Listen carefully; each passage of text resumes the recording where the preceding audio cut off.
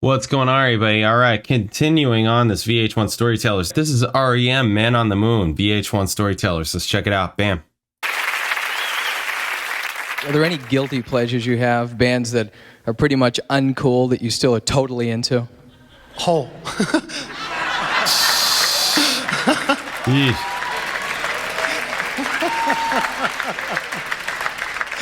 Oh boy, am I going to hear it for that one. Thank you. That was a good question. Andy Kaufman. Have any anecdotes or? Anecdotes? Never met the guy. Wish I had. I just had this feeling when Andy Kaufman passed away. He died of cancer, sadly, early in his life. A lot of his fans did not believe that he was actually dead. They thought that he was the original prankster. He was the guy that could pull a prank over on anyone and do such a fine job like of it. Fake his death or something?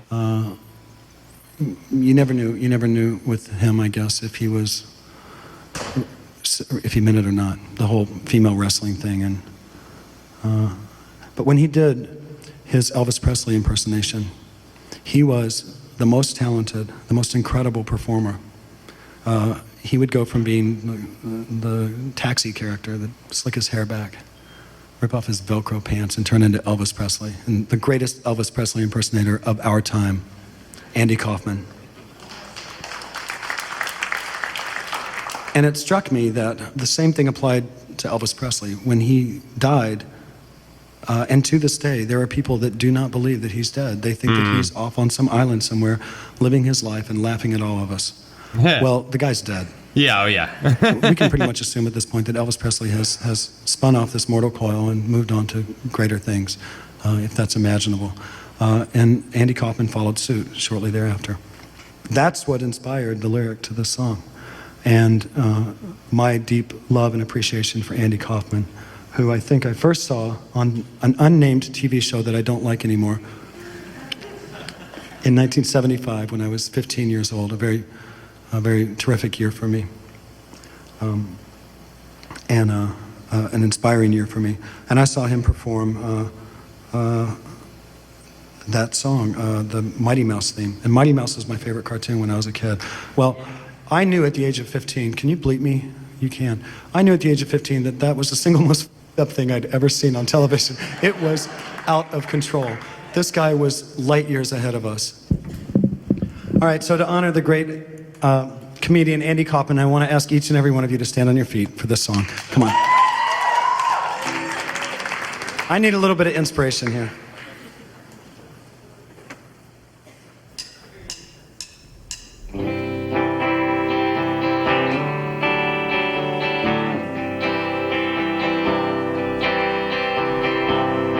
One that you're in? That's not good for your ears. Mark the hoopo and the game of life. Yeah, yeah, yeah, yeah. Andy Kaufman in the wrestling match. Yeah, yeah, yeah,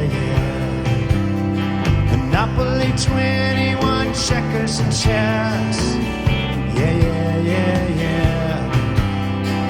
Mr. Fred Blassie in a breakfast mess.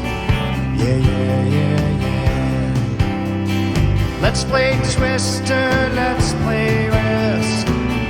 Yeah, yeah, yeah, yeah. I'll see you in heaven if you make the list. Yeah, yeah, yeah, yeah. So Andy, did you hear about this one? Tell me, are you locked in the pond? Are you goofing on Elvis Street, baby? Are we having fun? If you believe they put a man on the moon, if you believe there's nothing up his sleeve, that nothing is cool. Moses went walking with the staff of wood. Yeah,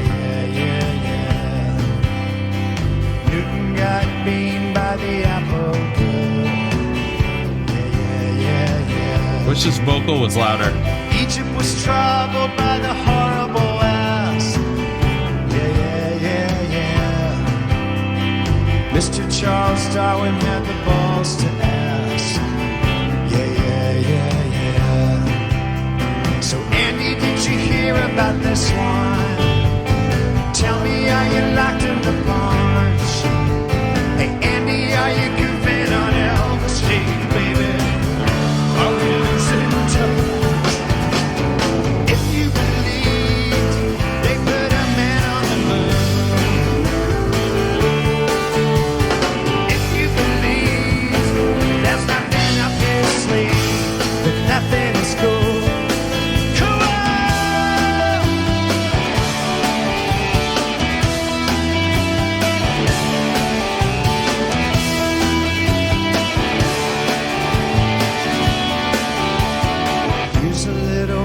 For the never believers. Yeah. Here's a little ghost for the offering. Yeah. Here's a truck stop instead of St. Peter's. Yeah. Mr. Andy Kaufman's gone wrestling. Yeah. Did you hear about this one? Tell me, are you locked in the punch? Hey Andy, are you goofing on Elvis Steve, baby? Are we having fun? If you believe they put a man on the moon, if you believe there's nothing up your sleeve, that nothing is cool.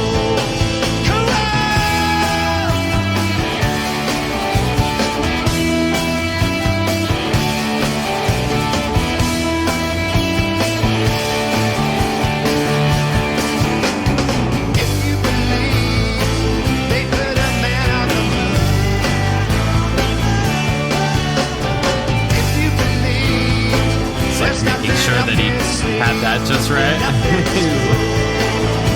Yeah. Background parts in this song, yeah. If you believe there's nothing up your sleeve, that nothing is cool. If you believe they put a man on the moon, if you believe there's nothing up my sleeve, that nothing is cool. Come on!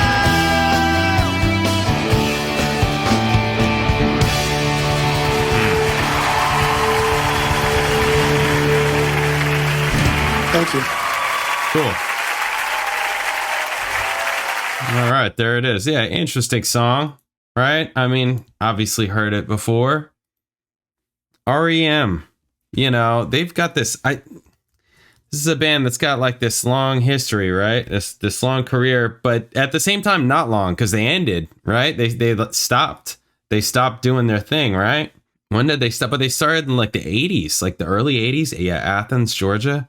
In 1980, they started, right? Even though to me, they didn't really come on until, When I Love. Okay. Yeah. 90s. Yeah. This Losing My Religion, Monster, 1994, right? It's like this like almost resurgence. It's like they were this one band in the 80s. It's kind of like Red Hot Chili Peppers, actually, if you think about it. Red Hot Chili Peppers was like this one band in the 80s. And then the 90s came in and it was like, that's what they're known for. Blood Sugar Sex Magic was crazy. Nobody's talking about, killing coyotes and things like that, right? That was like, what band is that? Right? Or George Clinton, all of that. Higher Ground. So to me, I always think of Monster. That's what I think of, right? What's the Frequency, Kenneth? Constantly on MTV, right? Bang and Blame. And then, Losing My Religion. So this was from 1992. Oh, yeah, this cover. Yeah, all right. Man on the Moon. So that, Everybody Hurts. Oh, my. Yes, geez. Yes. So that song came off of this album. Tribute to comedian Andy Kaufman with numerous references to his career, including his Elvis impersonation of wrestling in the film My Breakfast with Blassie. Song's title and chorus refer to moon landing conspiracy theories as an oblique allusion to rumors that the moon landing was faked. Song gave its name to Milos Forman's Kaufman biopic Man on the Moon and features prominently in the film's soundtrack. Mid-tempo country rock song following verse-chorus structure with a pre-chorus and instrumental bridge. Okay. This is kind of what I want to get to. Does not tell a conventional story and instead forms a collection of cultural references, images, and ideas. Yeah, that whole beginning, when they're just talking about the different things, it's almost like a time capsule piece, like talking about a time and a place and an era, right? Almost, right? Repeated mentions of Andy Kaufman, including references to Elvis impersonation and work with wrestlers Fred Blassie, Jerry Lawler. Oh my God, Jerry Lawler. Wow, bringing it back. Song also invokes some conspiracy theories surrounding the moon landing, Elvis Presley's death as an indirect nod to the persistent rumors that Kaufman faked his own death. Speaking in 2017 to NME, Mike Mills explained that the perceived ambiguity of Kaufman's legacy, including questions of whether he was a comedian or a performance artist, and whether his work was funny or irritating, was a way to frame other questions about life within the song.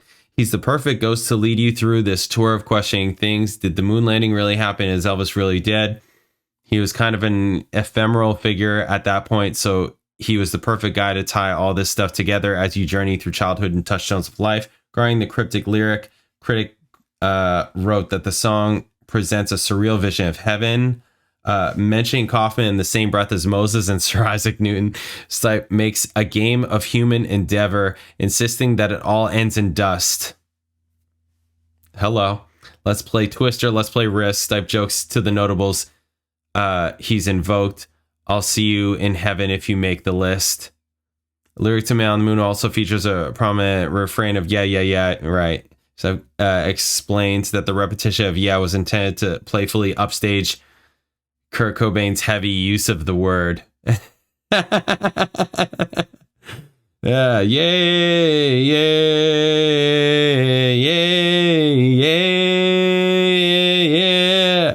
I love you. I don't wanna grab, right? And the whole thing about hole at the beginning. Yeah, that's funny because they were buddies, right? Right? Where it wasn't like Kurt Cobain and Michael Stipe. There was a thing there, right? I don't remember exactly, but I know that there's some kind of like there was something there. I don't remember exactly. Like did he like look up to Michael Stipe or something, or he got advice maybe? I don't remember exactly what the stories are between the two of them, but I know that there's a connection. Stipe inducted the American grunge band Nirvana into the Rock and Roll Hall of Fame in 2014. Stipe planned a collaboration with friend Kurt Cobain, lead singer for Nirvana, in 1984. This was partly an attempt to lure Cobain away from his home and his drug addiction. However, they did not manage to compose or record anything before Cobain's death. Stipe was chosen as the godfather to Francis Bean Cobain. R.E.M. recorded the song Let Me In from 1994 Monster in tribute to Cobain. 2023, Stipe would officiate the younger Cobain's wedding to Riley Hawk. See, I knew that there was a connection between them. I just didn't remember, what the thing was. I mean, that's pretty deep. You're the godfather and then you officiate. Yeah, I wonder if there's obviously there's more to it than just this. Those are just a couple of, little pins in there. Cool. All right. Well, there it is. Yeah, cool song. This is another band that I feel like I should, oh, wow. January 4th. It was just his birthday. He's 65 now. Wow. He's from Decatur. Yeah, this is another band that I feel like I should sort of dig into, Bingo Handjob. What? REM, also known as Bingo Handjob. What the heck is going on here? Live at the Borderline 1991. Performing under the pseudonym Bingo Handjob. That's hilarious. What the heck? Played at two nights at a 200 capacity London venue. It's part of a small promotional tour. It's for reportedly exchanging hands for $200. Gigs were widely bootlegged. Billy Bragg. Wow. That would be a great REM tribute band name. Bingo Handjob. No one would get it. They'd have to really be a fan. Really be a fan. Other alt-rock acts such as Nirvana viewed REM as a pioneer of the genre. Yeah, see, there you go.